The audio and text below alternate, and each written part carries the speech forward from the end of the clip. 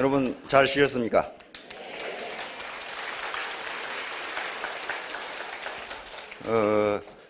지금 저는 프로야구를 굉장히 좋아하는데, 그래서 그 야구를 아주 시간 나는 대로 열심히 봅니다. 그리고 옛날 젊었을 때는 저도 야구를 많이 했었습니다. 그런데 이 야구를 홈런을 잘 치고 안타를 잘 치는 선수들이 주로 뭘 하느냐 하면은 야구공 때리는 연습을 그렇게 하지 않습니다. 계속 체력 단련을 해요. 구보하고, 즉 뛰고 이 근력 운동을 하고.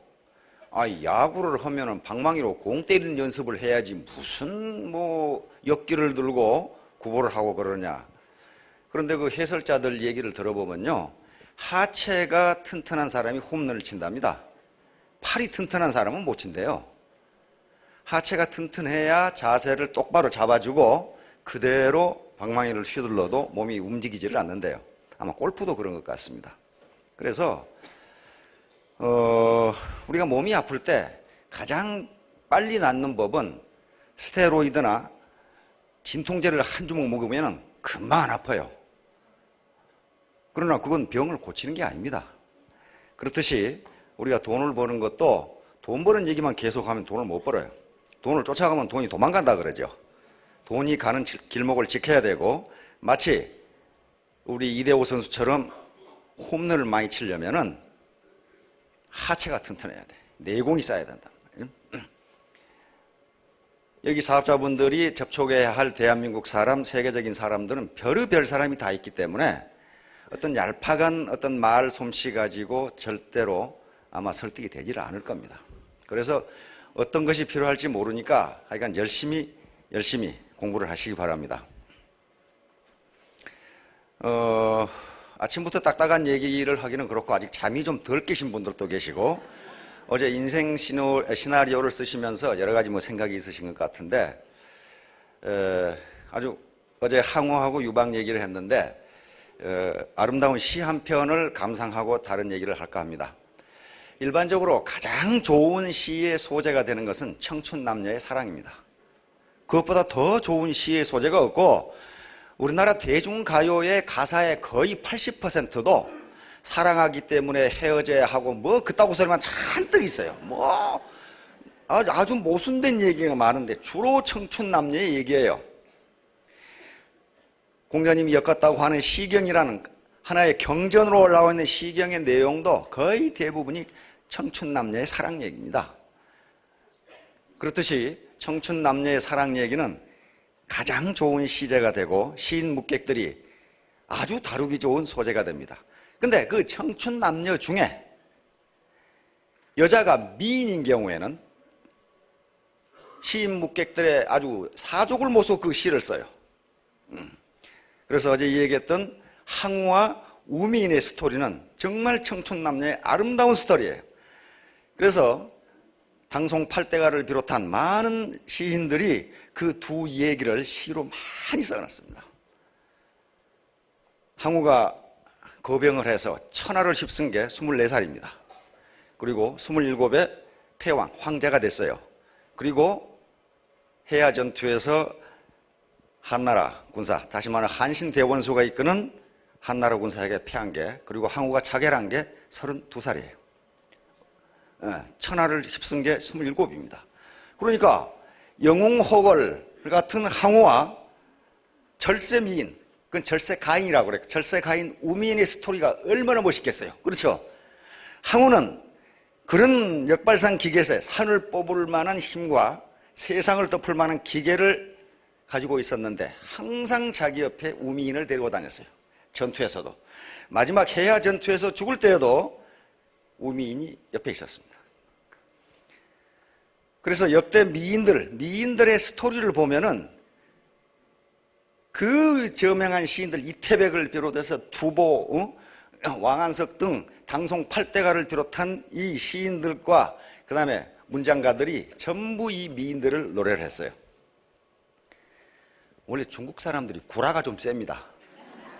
근데 구라를 조금 치면 안 믿어요. 그러니까 구라를 어마어마하게 쳐버리거든요. 그러면 기가 막혀서 믿게 돼요. 거짓말도 그러니까 하려면 무지무지하게 크게 해버려야 돼. 그게 전부 무협지거든요. 뭐 어디를 날아간다든가 뭐 장풍으로 했더니 뭐 산이 무너진다든가 그 정도 구라를 쳐요. 근데 중국에서 일반적으로 4대 미인이라고 그러는데 4대 미인 4대 미인을 누구를 치냐면요, 주나라 시대 올나라에서는 오나라의 서시를 뭐라고 그러냐면은 치머미인이라고 그럽니다. 서시.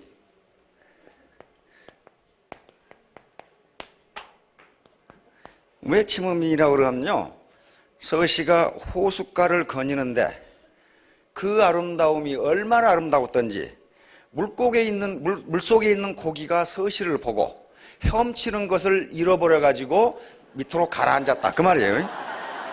이게 치머미인이에요. 사람이 이쁘려면 이 정도는 이뻐야 되겠죠.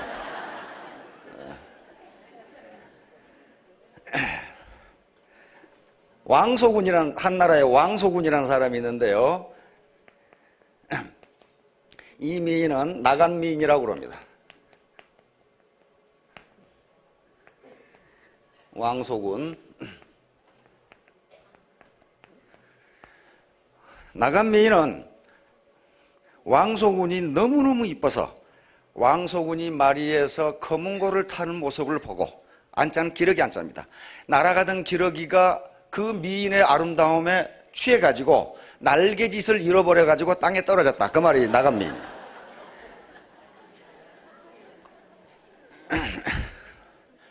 우리나라의 대장금이 중국을 휩쓸었습니다. 중국 본토를 휩쓰니까 아이고 이 한류 이거 못 쓰겠다, 이거 한류에 대항해서 중류를 만들자. 그러려면 대장금에 대항할 만한 미인, 대장금에 대항할 만한 여자가 있어야 되겠다. 그래서 중국이 드라마를 찍기 시작한 게 왕소군입니다. 그런데 찍는다고 그런데 소식이 없는 것 보니까 이거 허접한 모양이지, 이게 지금 허접한 모양.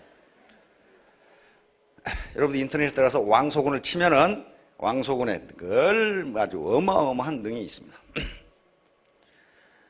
그 다음에 삼국시대, 한나라 말기 유비하고 조조하고 송건이 대항할 때 삼국시대 초선이라는 미인이 있습니다. 초선. 이걸 폐월미인이라고 그러는데요.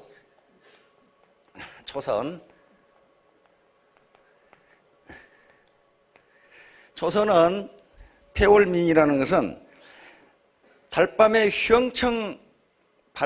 밤에 보름달이 나왔는데 마침 초선이 뜰에 산책을 하는데 보름달이 초선을 보고 자기 모습이 부끄러워서 구름 속에 숨었다는 이 미인이 초선입니다. 그 정도 이쁘면 되겠죠. 달이 숨을 정도니까 나같이 못생긴 것이 왜 빛을 비추나, 이렇게. 그리고 당나라의 양귀비. 양귀비는 다 아시죠? 예. 양귀비를 수화미인이라고 그럽니다. 화단에 핀 꽃이 양귀비의 모습을 보고 하도 부끄러워서 숨었다는 게 양귀비입니다. 그런데 바로 그 우미인도, 어제 항우의 총이 우미인도 그 정도의 미인이에요. 중국 사람들이 안 넣어줘서 그렇지, 왜냐하면 망했거든, 항우는. 각 왕조가 망할 때마다 그 미인들이 등장합니다. 하나라의 말이라든가 주나라의 달기라든가. 달기. 요 달기 왕비는 영화로 만들어져서 상영이 됐습니다. 비운의 왕후 달기라는. 그런데 결국 주왕의 총이 했는데 무지무지 아름다웠는데, 기록에 의하면 이 달기가 얼마나 아름다웠냐면은 은나라 무왕에게 공격을 당해서 주왕이 죽고 달기도 결국 체포돼서 형장으로 끌려가게 됩니다. 근데 그 형장으로 끌려가는 달기의 모습이 너무너무 아름다워가지고 구경하는 사람들이 넋이 나간 거예요. 그런데 기록에 의하면 달기의 모습이 어떻게 표현되어 있냐면은 봄비에 젖은 백꽃 같았다, 이렇게 했어요. 봄비에 젖은 백꽃. 아름다운가요, 그게? 예. 그래서 어제 우리 박한길 회장님이 가까운 사람부터 잘해라. 그렇기 때문에 여기 앉아 계시는 남자 사장님들은 우리 마누라야말로 봄비에 젖은 백꽃처럼 아름다운 미인이다. 그렇게 생각하시면 될 것 같고, 또 우리 박한길 회장님이 생각한 대로 된다. 그랬으니까 여자 사장님들은 나야말로 봄비에 젖은 백꽃 같은 미인이다. 이렇게 생각하시면 돼요. 우리 여자 총장님들이 안 나오셨는데 여자 총장님들은 누가 봄비에 젖은 백꽃 같은 미인일까? 그건 머리에다 물을 한번 적셔봐야 알겠죠. 적셔보면 전부 다 자기라고 생각할 텐데 뭐 상관없어요. 그런데 이 달기를 사형장으로 데리고 가서 옛날 사형시키려면 어떻게 합니까? 손을 뒤로 묶고 망나니가 춤을 추죠. 칼 가지고. 망나니가 춤을 추다가 달기의 목을 치려고 달기를 보는 순간 온몸이 굳어서 그 아름다움에 취해가지고 사형이 불가능했다고 그럽니다. 그래서 포도대장, 이 형리가 다른 젊은 놈을 데려다가 또 해도 또 마찬가지예요. 치려는 순간 얼굴을 보면 사지가 굳어가지고 그 아름다움이 넋이 나가가지고 사형을 못 시키는 거예요. 그래서 이 형리가 이거 안 되겠다. 젊은 놈들은 도대체 안 되겠다. 90이 넘은 망나니를 구해가지고 90이 넘은 망나니를 구해서 춤을 추고 치려고 보는데 역시 90이 넘은 이 할아버지도 달기의 얼굴을 보는 순간 사지가 굳어가지고 칼을 치지를 못하는 거예요, 이게. 나이가 든다고 미인 몰라보는 거 아닙니다. 이게 우리 육신은 늙지만은 영혼은 늙지가 않거든요. 그래 똑같아요. 여기 어르신들 맞죠?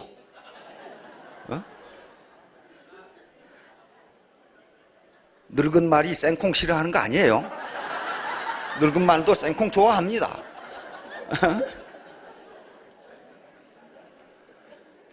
그래가지고 하는 수 없이 달기를 어떻게 사형시켰냐 하면은 달기의 얼굴을 보자기로 가리고야 사형이 가능했다. 이렇게 나와 있어요, 기록에. 그러니까 역시 미인은 사람을 심란하게 만들어요. 그렇죠? 자, 근데 항우가 이 우미인을 항상 데리고 다녔어요. 항상 데리고 다녔고, 결국 마지막 해야 전투에서 우미인은 자기 때문에 역발상 기계세의 이 호걸이 탈출을 하지 않는다는 걸 알고 자기가 자결해야 되겠다고 생각을 합니다. 그러면 자기가 없어지면 항우는 그 역발상 기계에서의 힘을 가지고 한나라군을 격파할 것이다. 이렇게 생각했어요. 그래서 항우에게 칼을 달라고 그래서 물론 항우가 다른 데로 이제 약간 자리를 비켰을 때 그걸로 장군의 초막에서 자결을 하고 맙니다.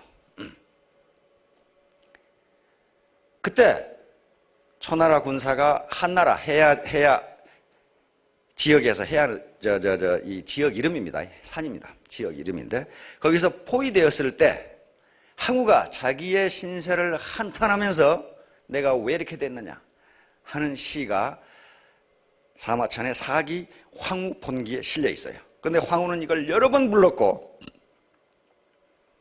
거기에 우미인이 답한 시가 있습니다. 그래서 항우의 해하가 그리고 우미인의 화답가가 있어요. 한번 보도록 하겠습니다. 요 포인트 잠깐. 자, 남자 사장님들은 내가 항우다 그렇게 생각하시고 여자 사장님들은 내가 우미인이다 이렇게 생각하시면 됩니다.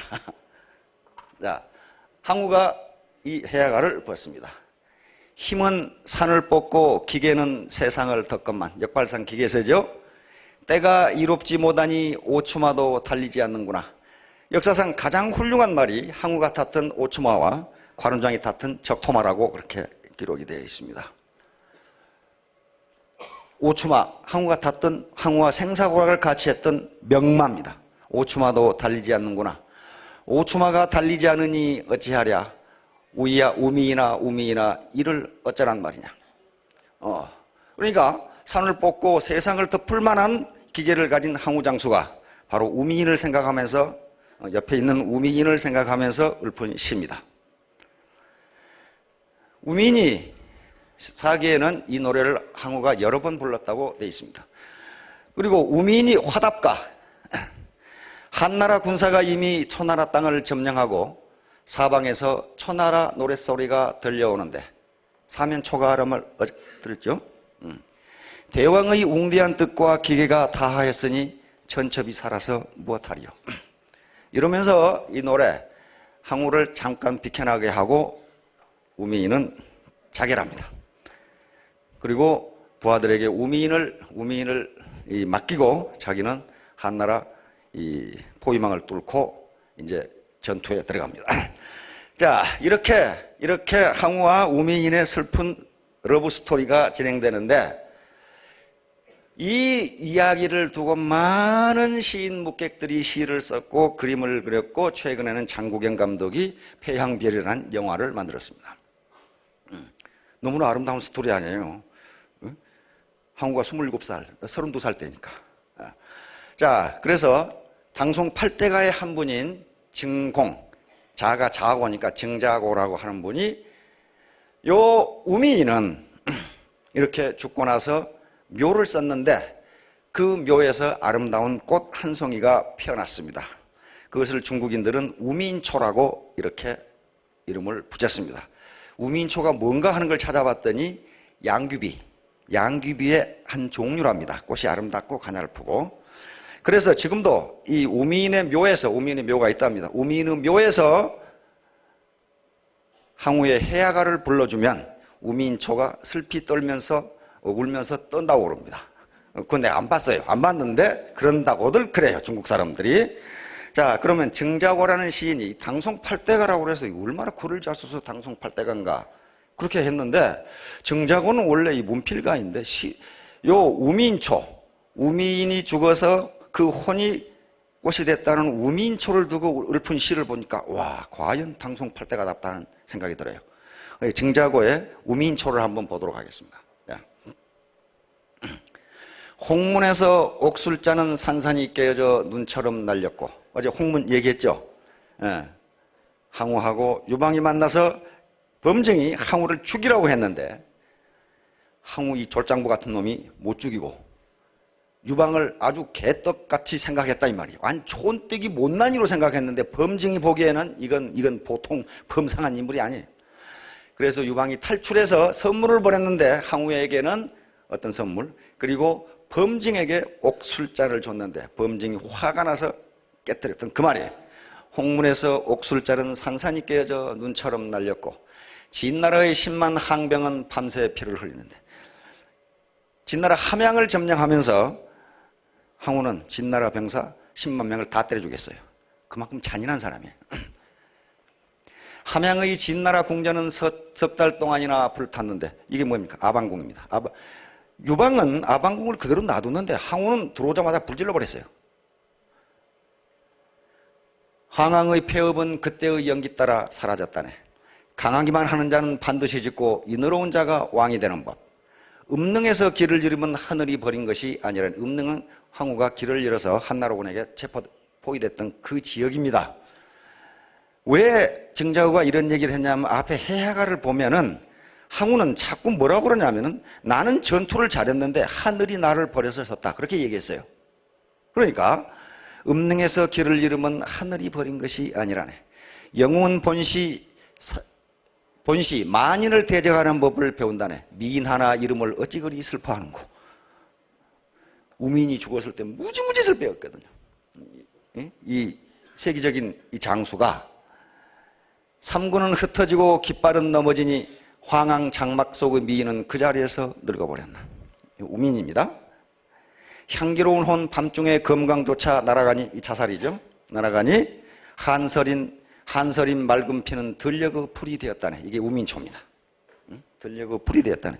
이 마지막 여인이, 그 다음에 꽃다운 마음은 쓸쓸히 차디찬 가지에 깃들었으니 옛노래 들려오면 눈썹을 찡그리는 것 같구나. 요 마지막 년이 아주 기가 막혀요. 슬프게 흔들리는 모습 말없이 슬픔에 젖은 듯하여 마치 초나라 노래를 듣던 때의 모습 같구나. 도도히 흐르는 오강의 물은 예나 지금이나 변함이 없고, 이 양재강의 지류인데 여기서 황후가 건넜던 강입니다. 폐업을 다투던 한초후 두 영웅도 언덕 흙이 되었네. 그렇죠? 다 죽었죠? 그때의 모든 일도 허망하게 된 지 오래인데 요 마지막이 아주 기가 막혀요. 항왕의 술통 앞에서 슬픔에 잠겼던 그대. 이건 누굽니까? 우민이죠? 지금은 누구를 위해 춤추는가? 우민처죠. 과연 당송 팔대가 답다. 어떻게 저렇게? 그렇죠? 항왕의 술통 앞에서 슬픔에 잠겼던 그대. 지금은 누구를 위해 춤추는가? 이게 정자고의 시입니다. 어때? 미인을 읊은 것 같습니까? 오케이. 자, 오늘은 이 시대를 거슬러서 이제 한나라도 망하고 쭉 망합니다. 망해오다가 드디어 징기스칸이 몽골 제국을 건설하고 중국을 점령해가지고 징기스칸이 세운 나라가 원나라입니다. 그렇죠? 원나라인데 원나라 말기에 정치가 혼란해지면서 홍건적이라고 하는 도둑대가 나타납니다. 홍건적. 이 홍건적 중에 하나의 장수가 주원장이라고 하는 장수예요. 주원장. 주원장인데 원래 주원장은 어려서 부모가 돌아가셨기 때문에 또 가난한 빈농 출신이기 때문에 절에 들어가서 탁발성이 됐습니다. 탁발성이라는 게 이게 거렁뱅이 중이라 그 말이에요. 탁발성이 됐어요. 여기 탁발하는 됐어요. 그러다가 홍건적이 봉기를 하니까 홍건적의 부장 중에 한 사람인 곽장이라는 사람이 있었는데 이 사람의 부하로 들어갔어요. 근데 주원장이라는 사람이 워낙 못생겼기 때문에 얼굴이 그냥 험상궂게 생겼던 모양이에요. 못생겼기 때문에 곽장은 뭐 이놈이 마음에 안 들었지만은 워낙 얼굴이 못생겨가지고 적군이 이놈의 얼굴을 보기만 해도 도망간다고 생각을 했어요. 그래서 자기 부하로 들여왔는데 이놈이 능력이 보통이 아니야. 능력이 보통이 아니니까 자기 수양딸과 결혼을 시킵니다. 이 수양딸은 자기 친구의 딸인데 이 친구가 계속 전쟁만 하다가 먼저 죽었어요. 죽고 이 딸을 자기 곽장이라는 사람에 맡겼는데 곽장 부부는 이 딸을 애지중지 길렀습니다. 이 딸이 마수영입니다. 이 마수영과 주원장을 결혼을 시킵니다. 그런데 주원장은 중국 역사상 가장 밑바닥에서 황제가 된 사람이 주원장이에요. 완전히 빈농에다가 거렁뱅이 탁발성이었으니까 이 사람이 황제가 된 거거든요. 그런데 마수영은 제대로 교육을 받은 사람이에요. 그래서 나중에 정치를 할 때 이 마수영이 가장 주원장에게 조언을 많이 한 사람입니다. 인자하고 지식이 많고 너그럽고 이런 사람이에요. 마수영이. 결국 마수영과 결혼을 하는데 마수영의 별명은 마대각입니다. 발이 말처럼 크다 그 말이에요. 그 당시 중국 여자들은 전부 전족을 해가지고 발을 작게 만들었는데 마수영의 부친은 평생 동안 전쟁만 하느라고 딸의 발을 감싸서 전족을 만들 시간이 없었어요. 그래서 발이 크다는 게 지금 정상발이었어요. 정상발. 그래서 마수영의 발을 마대각이라고 그럽니다. 하여간에 주원장은 이 곽장의 밑에서 커서 나중에 곽장이 죽고 나서 그 군대를 거느리는 수장이 됩니다. 수장이 되는데 이제 마지막으로 홍건적 세력 중에서 마지막으로 남은 세력이 빈농 거렁뱅이 출신 주원장하고 소금장수 출신 장사성의 부대가 천하를 놓고 자웅을 겨루게 됩니다. 그러니까 천하를 놓고 자웅을 겨룬 사람들은 공부 많이 한 사람들이 아니에요. 한 사람은 거렁뱅이 출신이고 한 사람은 소금장수예요. 그런데 그 당시에 전세는 소금장수 출신 장사성이 훨씬 유리했어요. 군대도 많고 강소성의 좋은 이 전략적으로 중요한 지역을 장사성이 점령하고 있었어요. 그래서 주원장은 밤에 험한 산을 돌아서 장사성의 부대를 뒤에서 포위해가지고 공격할 계획을 세우고 행군을 시작했어요. 그런데 가다 보니까 산길 좁은 협로인데 그 협로 길이 하나밖에 없는데 아니 이 사노리 한 놈이 거기서 알을 품고 앉아 있어. 그래서 주 원장은 앞에 가다가 고민에 빠졌어요. 아, 내가 옛날에 그 절에 있을 때 스님들이 새끼를 품고 있는 짐승을 죽이면 불길하다 그러는데 그 생각이 들었어요. 그래가지고 아니 지금 천하의 주인 자리를 놓고 다투는데 그 부대에게 명령을 내려가지고 저 산오리가 부활을 해서 스스로 갈 때까지 기다리라고 명령을 내렸어요. 그러니까 부하 장수는 어떡하겠어요? 아이고 저 산오리 하나 그거 가지고 말이야 지금 목숨이 왔다 갔다 하는데. 그러나 주 원장이 사령관이고 워낙 험악한 사람이라 말을 들었어요. 근데 이 산오리는 열흘 만에 부활을 해가지고 새끼를 끌고 유유히 사라졌어요. 그때 진군을 한단 말이에요. 그런데 어떻게 되겠어요? 이미 주 원장 부대의 전략이 장사성 부대에 탈로가 나버렸어요. 그렇겠죠? 탈로가 나서 이거 죽을 판이 됐어요. 그런데 웬걸, 아이고 우리는 죽었다 그랬는데 웬걸, 장사성 밑에 있는 부장들이 자기 부대를 이끌고 항복에 오기 시작했어요. 항복에 오기 시작했어요. 그래서 왜 항복에 왔느냐 하면은 산오리 같은 하찮은 목숨을 귀하게 여긴다면 리더라면은 우리가 목숨을 바쳐서 섬길만 하다. 이렇게 된 거예요. 이 장사성 소금장수놈 이렇게 형편없는 놈은 안 되겠다 이거야. 그래가지고 싸움도 안 하고 천하를 차지해버렸어요. 그게 뭡니까? 인간의 감성에 호소한 거예요. 이성이 아니고 인간의 감성. 작은 산오리 목숨 하나를 귀하게 여기는 사람이라면은 인간의 목숨은 얼마나 귀하게 여기겠냐. 그렇죠? 그러니까 여기 있는 부장들이 다 부대 이끌고 나버렸어요. 그리고 주 원장은 엄명을 합니다. 강소성 어디에 가면은 우리 적장인 장사성 모친의 묘소가 있다. 그 묘소를 훼손하는 놈은 당장 목을 베이더라. 알겠죠? 이런 식으로 부하들을 감성으로, 이성이 아니고 감성으로 인솔을 하니까 그게 다 넘어간 거예요. 심리학자들의 연구에 의하면 인간은 이성적인 것보다는 감성적인 차원에서 구매 행위를 하고 사람을 사귀고 자기가 좋아하는 물건을 고른답니다. 그 말 뭔 말이냐면요. 이성적인 것은 과학적으로 따지고 과학적으로 명확히 따져서 이것은 진실이다 아니다. 그거보다는 단지 감성적으로 좋다 나쁘다 기분 좋다 기분 나쁘다 그거 가지고 사람을 사귀고 상품을 고른다 그 말이에요. 심리학자들이 실험한 건 뭘 실험했냐면요. 요강을, 젊은 사람들 요강이 뭐인지 모를 거예요 지금. 요강을 깨끗이 씻어가지고 그걸 살균 소독을 해가지고 거기다 수프를 퍼줬더니 안 먹더라 그 말이야. 그걸 이성적으로 따지면 굉장히 깨끗한 거예요 그거. 근데 요강 속에다 수프를 퍼준다? 안 먹는다 이게. 기분 나쁘다 그 말이죠. 알겠죠? 초콜릿을 얼마나 맛좋습니까? 초콜릿을 뱀 모양으로 해서 팔았더니 안 팔리더라 그 말이에요. 그게 과학적으로 따지면 초콜릿은 초콜릿일 뿐이에요. 근데 그걸 뱀 모양으로 해서 팔았더니 그걸 뱀 대가리를 먹을 놈이 누가 있겠냐 그 말이에요. 그게 분명히 이성적으로 따지면 그건 초콜릿은 초콜릿일 뿐인데 기분이 나쁘다 그런 말이에요.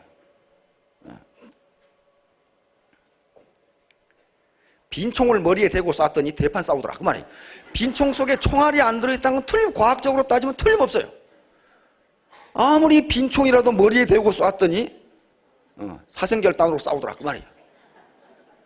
다시 말하면 인간은 이성에 움직이는 것보다는 감성에 더 빨리 움직인다는 거예요. 따라서 사업을 할 때도 파트너와 스폰서 간 우리 한번 따져보자. 그렇게 따져가지고 되는 일이 아니라는 거예요. 따지면 맞긴 맞아 그게. 근데 기분 나쁘다 그 말이에요 지금.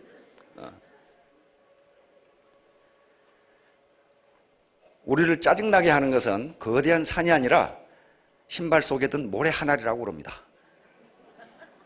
그렇죠.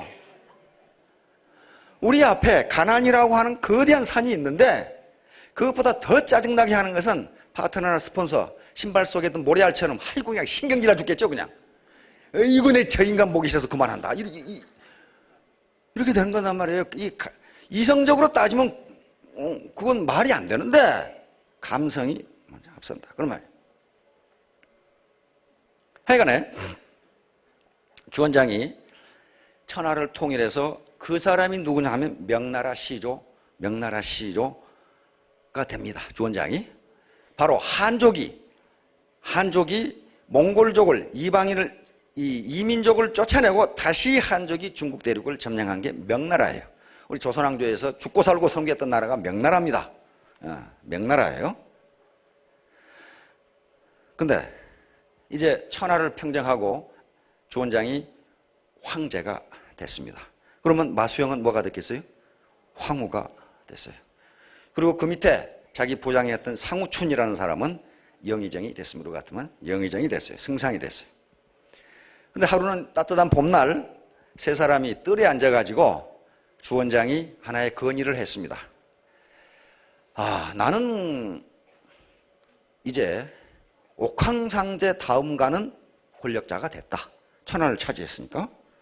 그리고 천하가 다 내 것이니까 없는 것이 없다. 그런데 그럼에도 불구하고 또 당신은 거지 마누라에서 황후가 됐고 당신은 거디제당에서 영의정이 됐는데 그래도 인간의 욕망이란 게 한이 없으니 우리 속마음에 뭔가 욕망이 있을 것이다. 그러면 그 속마음을 털어내놓고 이 욕망을 거짓말 안 하고 얘기하면 저 뜰 옆에 있는 뽕나무가 떨 것이다. 진동할 것이다. 그렇게 제안을 했어요. 그러니까 마수영 황후와 상우춘 영의정이 좋습니다. 이렇게 했단 말이에요. 그러면 내가 황제니까 내가 먼저 하지. 나는 옥황상제 다음으로 권력이 센 사람이고 천하의 모든 것이 다 내 거다. 그런데 어떤 놈이 나한테 조현, 즉 문안을 올 때 손에 예물을 가지고 오면 그 자식이 이쁘게 보이고 예물을 가지고 오지 않으면 그놈이 괘씸하게 보인다. 이렇게 얘기했단 말이야. 이건희 회장한테 1,000원 준다고 해보세요. 싫어하겠어요? 그거예요. 그러니까 천하를 다 가졌는데도 조그마한 예물을 더 받는 게 기분이 좋다. 그런 말이에요. 이게 뭡니까? 인간의 재물 욕심은 한이 없다. 천하가 다 내 것인데 그 예물이 몇 푼이나 되겠어요? 그러니까 뽕나무가 흔들흔들했어요. 참말이네. 그러고 참말이네. 그다음에 이제 마수영 황후가 그럼 다음은 제 차례입니다. 저도 참 일개 여인으로 이 대제국의 황후가 됐으니 더 바랄 것이 뭐 있겠습니까마는 아침마다 조회에 참석하는 건장하고 젊은 남자를 보면은 저 사람하고 한번 사귀어봤으면 이런 생각이 듭니다. 그러니까 뽕나무가 흔들흔들. 참말이네. 이제 이미 이 주원장은 늙었고 그러니까 건장하고 젊은 남자. 마지막으로 상우춘 영의정이 이제 당신 한번 해보시오. 그랬더니 저야말로 폐하를 모시고 황건적에서 거지에서 1인지하요 만인지상인 영의정이 됐는데 그래도 그 임금 자리가 탐이 난다 이거야. 네? 한 자리가 탐이 난다 이게 지금. 그러니까 뽕나무가 흔들흔들. 인간의 사랑에 대한 욕심, 지위에 대한 욕심은 한이 없다. 근데 그 셋 중에 하나만 범해도 어떻게 됩니까? 폐가 망신해. 그렇죠? 돈 있는 놈이 계속 돈 벌려고 하거나 언젠가는 폐가 망신해. 여자가 다른 남자한테 눈을 돌리거나, 그렇죠? 그것도 폐가 망신해요. 올라갈 때까지 올라간 놈이 상관을 쫓아내고 지가 그 자리에 앉아달라고 하려거나, 이것도 폐가 망신해요. 그렇죠? 이것이 상삼진이라고 기록이 되어 있습니다. 뽕나무의 세 가지 진실, 그래서 참진자를 써서 쓰기도 하고 떨릴 질자를 써서 뽕나무가 세 가지 떨린 이유, 이렇게 해서 이야기도 하는데, 우리가 너무 욕심을 내면 돈 하며 쫓아가면 그러면 도망간다. 도망가요. 태공이라는 강태공 아시죠? 강태공이 썼다는 육도라는 병사가 있습니다. 태공병법이라고도 합니다. 나중에 뒷사람들이 삼약을 붙여가지고 육도 삼약이라고 하는데 아주 탁월한 병법서입니다. 그 중에 무슨 얘기가 있냐면 장수가 해야 할 일이 나와 있어요. 태공이 한 이야기입니다. 장수는 곧 오늘날 뭘 얘기하냐면은 리더를 이야기합니다. 리더인데 아이고 나는 리더가 아닌데 그렇지가 않아요. 모든 사람은 리더예요. 자기 자신을 리드해야 되고 그 다음에 파트너와 스폰서, 자기가 파트너를 하려도 스폰서, 이건 리더십을 발휘해야 됩니다. 리더십을 발휘한다는 게 꼭 그 사람을 끌고 간다, 내 부하로 시킨다 그런 얘기가 아니에요. 같이 더불어 목표를 달성해 가는 게 리더십이란 말이에요. 거기에 어떤 얘기였냐면 장수가 병사들과 생사고락을 같이 하고, 다시 말하면 먹고 입고 자고 쓰고 그리고 행군할 때 같이 짐을 지고 가고, 이렇게 되면 병사들은 장수를 위해서 목숨을 바친다. 그런데 어떤 얘기가 적어져 있냐면은 옛날에 탁월한 장수가 자기 친구가 막걸리집을 했어요. 탁주. 꼭 전장에 나가면 그 친구가 막걸리 한 통을 보내줬다. 그런데 그 장수는 지가 다 마시면 어떡하겠어요? 병사들은 얼마나 먹고 싶겠어요?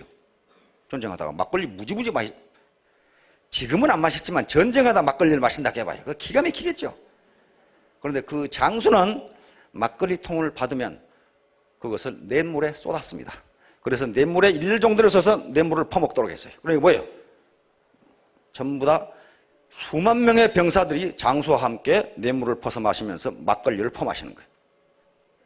그 병서에 뭐라고 되어 있냐면 그 냇물 맛이 막걸리야 되지는 않지만은 그 장수의 마음이 거기에 들어가 있다.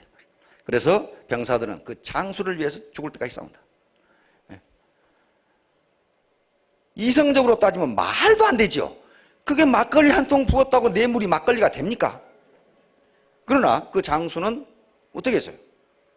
병사들을 감성으로 통솔한 겁니다. 감성으로. 그렇죠? 그러니까 한마음 한뜻이에요. 마수영이, 황후입니다. 마수영이 항상 주원장을 보좌하면서 주원장이 선정을 베풀도록 옆에서 조언을 합니다. 그런데 주원장이 황제가 돼서 민정시찰을 하는데 어느 마을에 가보니까 한 여인이 큰 수박을 들고 있는데, 오늘날 같으면 이제 수박 농사를 지었겠죠. 그런데 우연히 이 주원장이 수박을 들고 있는 여인의 발을 보니까 발이 무지무지하게 커.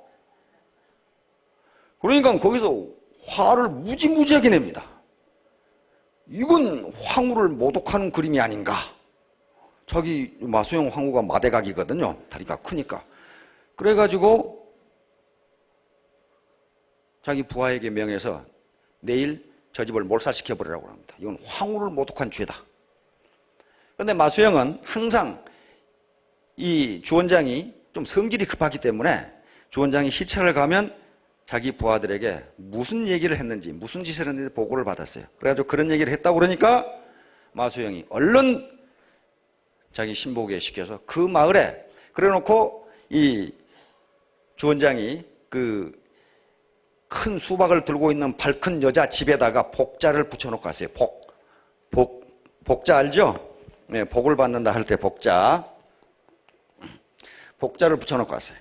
이 말을 듣고 마수영이 자기 신복에게 얘기해서 그 마을의 모든 집에 복자를 붙이라고 그랬어요. 모든 집에 복자를 붙여라. 그래서 자객이 가서 죽이려고 보니까 집집마다 다 붙어 있어. 이게 복자가 붙어 있는 집을 죽이라고 그랬는데 가보니까 다 붙어 있어. 그래가지고 누구를 죽여야 될지 몰라서 그냥 왔어요. 그냥 와서 주원장에게 아이 복자가 한 군데만 붙어 있는 게 아니라 다 붙어 있다 이게. 그런데 그 집, 그 마을에 글자를 모르는 사람이 있어가지고 복자를 거꾸로 붙여놓은 놈이 있었어요. 가끔 우리도 책 거꾸로 들고 읽는 사람 있죠? 지금은 그런 사람 없어요. 우리 때는 많았어요. 뭘 들고 다니냐 하면은 타임지를 옆에다 딱 끼고 다녀요. 타임지를. 그러면 그때는 대학생들만 타임지를 읽었거든. 그것이 이제 지성인의 과시예요. 그래, 나중에 읽을 때면 거꾸로 읽어, 그놈이. 내가 그런 사람을 봤어요. 그런 사람을 봤다고. 군대 있을 때 봤어요. 난 그놈이 서울대학 나왔다 해서 그런 줄 알았어요. 나중에 타임지를 들고 다니길래, 아이고, 새끼 지식 무지하게 많구나. 그랬는데, 이놈이 읽을 때 보니까 거꾸로 들고 있더라고. 거짓말을 했어요, 이놈이. 뒤지게 맞았는데.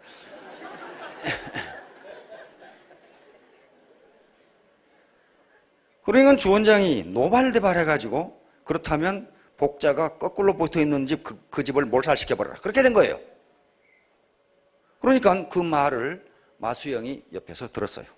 듣고 마수영이 해석을 합니다. 복자를 거꾸로 붙였다는 것은 복이 온다는 뜻입니다. 이게 거꾸로 할 때 이 도자는 거꾸로 도자인데요. 이것은 도착한다 할 때 도자인데 중국어로 따오라고 발음이 같답니다. 그러니까 이렇게 하면은 복이 온다 그 말이야. 따오를 하면은. 그러니 그 집은 황제의 직사가 우리 집에 온다는 걸 알고 복이 온다 이렇게 써붙여 놓은 겁니다. 그러니까 이 무식한 주원장이 기분이 매우 좋아가지고 하하하 그런가 이렇게 된 거예요. 세상 만사는 해석하기 나름이에요. 만약에 마수영이 그 때려 죽이세요. 복자를 거꾸로 붙였다는 것은 복을 때려 엎은 겁니다. 그래서 어떻게 되겠어요? 그렇죠? 똑같은 현상인데 그걸 어떻게 보느냐 하는 거예요. 이게 패러다임. 그래서 지금도 중국에서는 많은 사람들이 문에 복자를 붙일 때 거꾸로 붙인다고 그럽니다. 왜냐하면 마수영을 기념하기 위해서. 이 마수영 황후.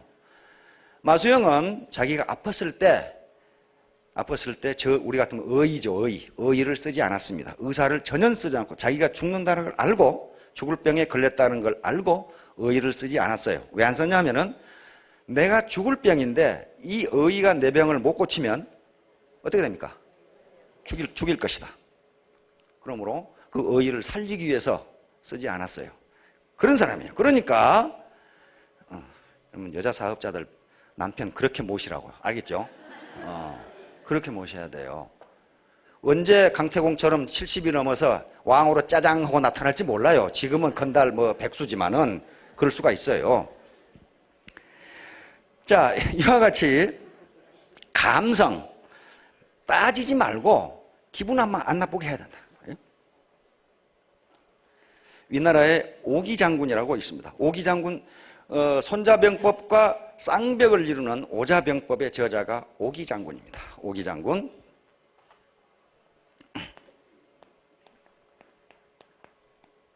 오기장군인데요. 이 양반이 원래는 위나라 사람인데 요 위나라에 가서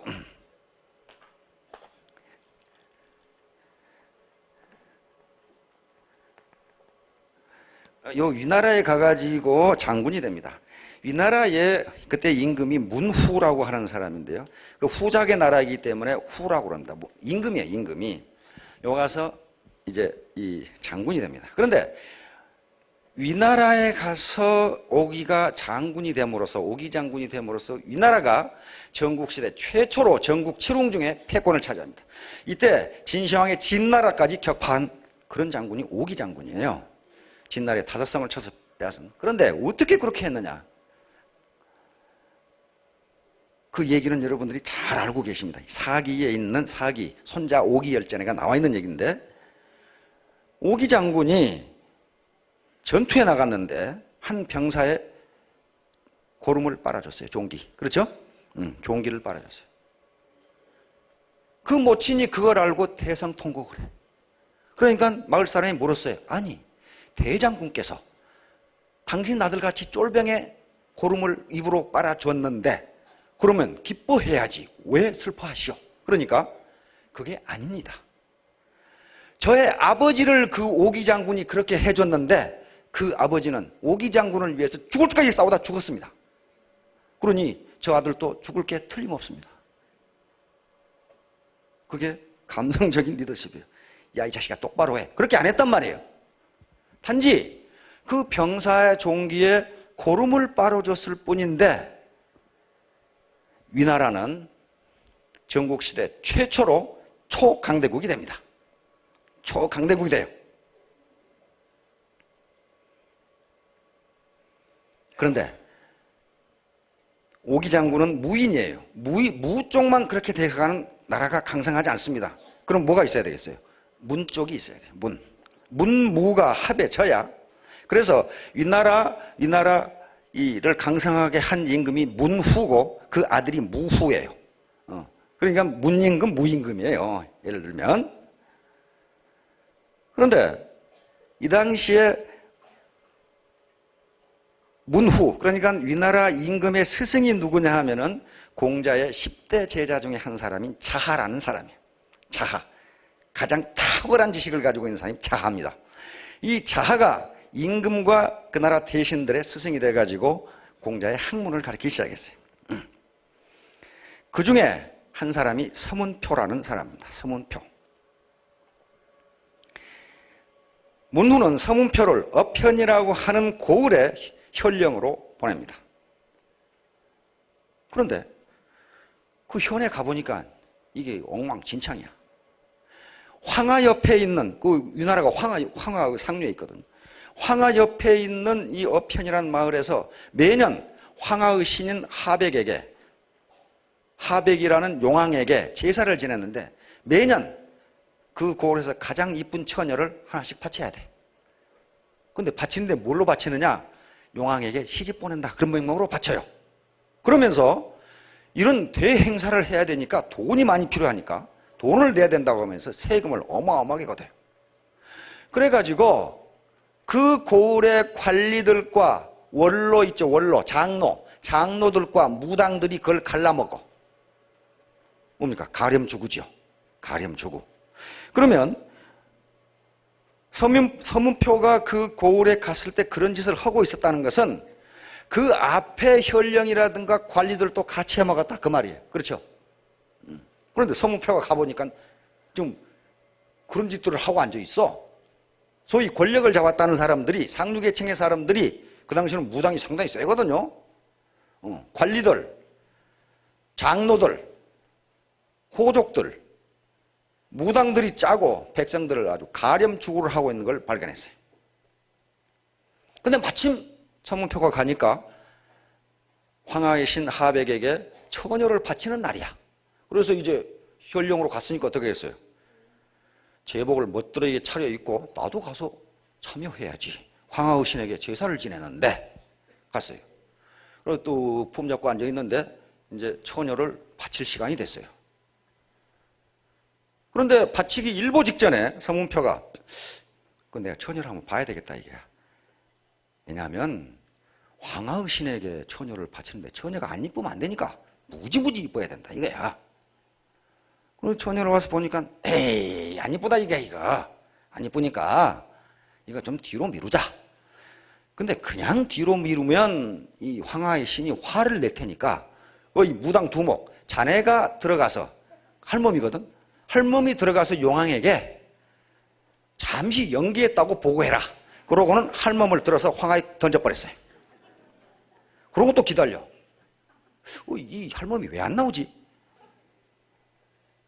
안 나오니까 무당 제자들을 들어가지고 야, 너 스승이 안 나오는데 지금 스토리가 잘 안 되는가 보다. 너희들이 들어가가지고 네 스승을 좀 모시고 나왔나? 그래가지고 무당 제자들을 물에다 던져버렸어요. 그리고 또 기다려. 그래도 안 나오네 이거. 아, 이건 여자가 가니까 그렇구만. 그 장로 당신들이 들어가가지고 말을 좀 잘해가지고 잠시 연기했다고 보고 오너라. 그래가지고 장로들을 물에다 던져버렸어요. 그래도 안 나와. 나올 건덕지가 없죠. 지금 용왕을 못 만나고 있는 거죠 지금. 용왕을 만나러 가긴 갔는데 황천에 가서 지금 염라대왕을 만나고 있는 거죠 지금.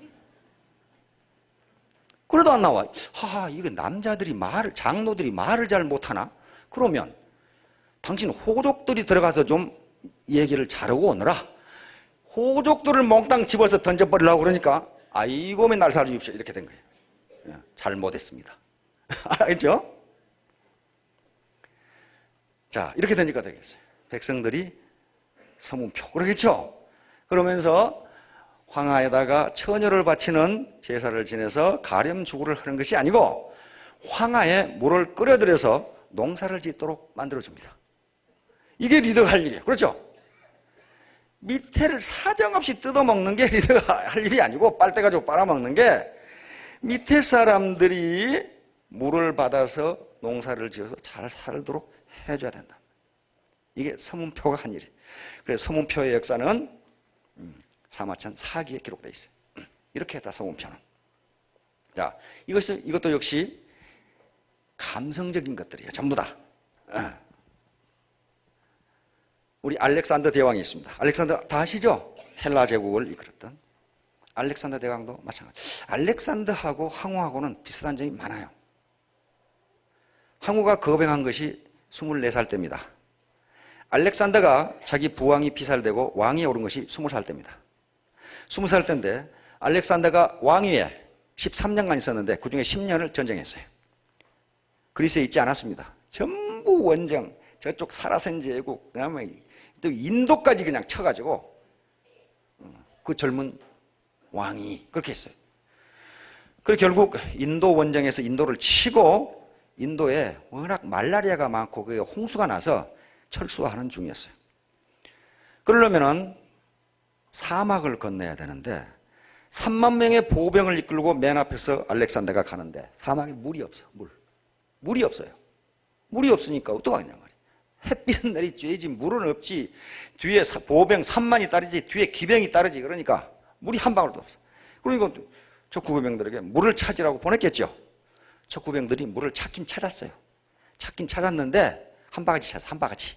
물이 다 말라가지고 그래가지고 적구병들이 투구에다가 물을 한 바가지 떠가지고 알렉산더에게 가져왔어요. 그 당시 알렉산더는 어마어마한 인품 그리고 리더십을 가지고 있었기 때문에 그 병사들의 보물은 알렉산더예요. 그 젊은 알렉산더란 말이에요. 알렉산더에게 그 투구의 물을 바쳤습니다. 알렉산더 어떻게 하겠어요? 무지무지 목마르겠죠? 그런데 알렉산더는 물을 떠온 척후병들을 굳고 칭찬하고 수만 명의 병사들이 보는 앞에서 그 물을 모래에 쏟았습니다. 자기 안 마셨어요. 그래서 그 기록에 의하면, 역사 기록에 의하면 수만 명의 알렉산더 병사들은 알렉산더가 그 물을 모래에 쏟음으로써 물을 마신 것과 같은 효과를 가져왔다. 이렇게 돼 있어요. 리더가 자기도 목말라요. 목마르고 부하도 목마른데 자기만 물을 퍼마셨다. 아까 육도 삼약에 있는 그 장수처럼 자기만 막걸리를 한 통 퍼마셨다. 그렇게 되는 경우 어떻게 되겠어요? 아이고 저만 입인가? 그렇게 되겠죠. 그게 감성이에요. 물을 안 마셨는데 그 역사책에, 역사 기록에는 수만 명의 병사들이 물을 마신 것과 같은 효과를 가져왔다. 이렇게 돼 있다. 그러면서 그렇게 되겠어요. 우리 알렉산더. 그래서 결국 알렉산더는 거기서 전부 말라 죽을 뻔 했는데 병사들이 사기가 백배해가지고 결국 지중해에 다다르고 물을 찾아서 무사히 돌아오는데 어디에 들렸냐면 바빌론에 들렸어요. 알렉산더는 바빌론에서 죽고 맙니다. 그게 32살입니다. 33살에 죽었죠. 항우가 32살에 죽었고. 자, 이와 같이 우리가 맨날 이성적으로 따지고 뭐하고 그렇게 해가지고 리더십이 발휘되는 게 아니에요. 리더십 그러면 아주 거대한 사람들만 하는가 보다. 천만의 말씀. 우리 자신은 우리의 셀프 리더예요. 셀프 리더. 자기가 자기를 리드하는 게 제일 어렵거든요. 제일 어려워요. 남을 이래라 저래라 시킬 수는 있지만은 자기를 리드하는 게 제일 어려워요. 이것을 우리 선조들은 또는 우리 현자들은 자기를 이기는 게 제일 어렵다. 그렇죠? 자기를 이기는 자는 세상을 이길 수 있다. 어제 제가 얘기했듯이 298인데 297이라고 계속 주장하는 사람이 있어요. 지금도 그래요. 지금 이미 이 시대가 옛날 농경 시대가 아니고 산업화 시대도 아니고 지식정보화 시대인데 그때 사고방식을 계속 가지고 있어요. 그것은 왜 그러네요? 자기를 이기지 못해요. 나는 이렇게 살아왔어. 그러니까 원님도 어떻게 합니까? 그놈은 297이라고 그렇게 알고 살다가 죽게 내버려 둬라. 그리고 2918이라고 생각하는 놈, 그런 놈하고 싸운 네가 무식한 놈이단 말이야. 정신 빠진 놈이니까 죽으라고 도 맞아라. 정신 날 때까지. 그러는 것처럼 자기를 먼저 이겨야 됩니다. 자기를. 자기가 옳다고 주장하지 말고 과연 내 패러다임이 옳은 것인가 하는 걸 생각해야 된다. 우리가 큰 집을 지을 때 필요한 것이 자갈과 모래입니다. 자갈과 모래 각각은요 어마어마하게 단단하고 힘이 있어요. 그런데 그걸 가지고 집을 지으려면은 물과 시멘트로 하나로 뭉치지 않으면요 절대 집을 짓지 못합니다. 여기 각각은 전부 다 모래와 자갈이라고 할 수가 있어요. 그런데 이게 물과 시멘트라고 하는 걸로 하나로 합해져서 화학적으로 결합되지 않으면 건물은 서지 않습니다. 하나로 합해지는 것, 그게 신뢰거든. 신뢰. 그리고 자기를 낮추고 버리는 것. 요게 요 물과 시멘트가 없으면 하나로 합해지지 않아요. 전부 지 똑똑해가지고 그러면 아무리 똑똑하더라도 IQ 150을 가지고 있는 160을 가지고 있는 세 사람이 자기 똑똑하다고 화학적으로 합하지 않으면 결국 IQ 160밖에 되지 않지만은 IQ 100인 사람이 하나로 합하면 300의 1을 할 수가 있어요. 그건 제가 한 얘기가 아니고 학습 조직 이론의 대가인 피터 생게 박사가 우리나라에 와서 한 얘기. 우리나라에 와가지고 어떤 조직은 IQ 160인 사람들이 모여 있는데 거기서 나오는 성과는 IQ 60밖에 되지 않는다. 그렇게 얘기했어요. 왜? 전부 지 똑똑하다고 설치니까 되는 일이 하나도 없다. 그 말이에요. 하나도 없다. 그래서 이 양반이 강조한 게 팀 학습입니다. 팀 학습. 팀이 서로 정보를 교환하고 지식을 교환하고 우리 어떻게 하자, 내 임무는 뭐고 당신 임무는 뭐고 이렇게 해서 하나의 유기체를 형성하지 않으면 IQ 160인 사람이 모인 조직이 거기서 나온 성과라고는 IQ 60밖에 되질 않는다. 그러므로 그것 때문에 학습 조직이 필요하다. 이렇게 했어요. 학습 조직. 시스템적으로 사고하고 팀 학습을 통해서 이 많은 사람들이 다양한 지식과 경력 그리고 이 경험 이런 걸로 구성된 사람들이 시멘트와 물의 어떤 신뢰와 상호 신뢰죠. 그리고 겸손 이런 걸로 뭉쳐져 가지고 하나가 되면 어마어마한 힘을 발휘할 수 있다. 이게 시너지 효과거든요. 시너지 효과. 그래서 시너지 효과가 가장 극적으로 나타나는 게 네트워크예요. 다른 데는 그렇게 나타나지 않아요. 아무리 초인류 기업이라도 각각은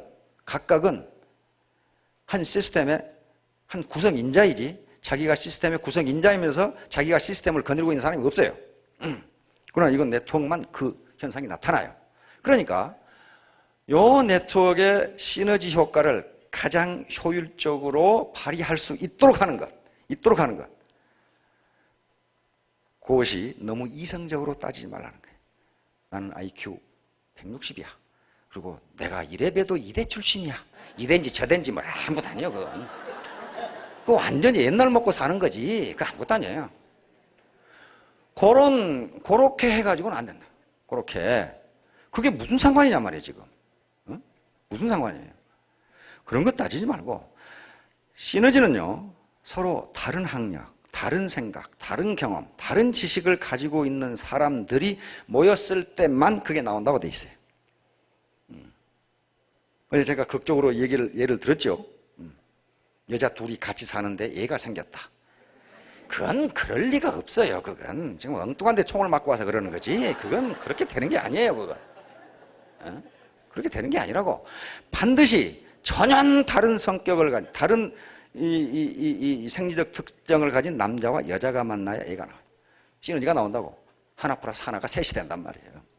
그렇듯이 여기에 경력도 다르고 사회적 지위도 다르고 살아온 경력 그다음에 지금 약간 인상 쓰고 있는 분 다 달라요. 그런데 그런 분도 다 필요하다는 거예요. 다 합해서 하나를 이룰 때 모두 크게 성공할 수 있습니다.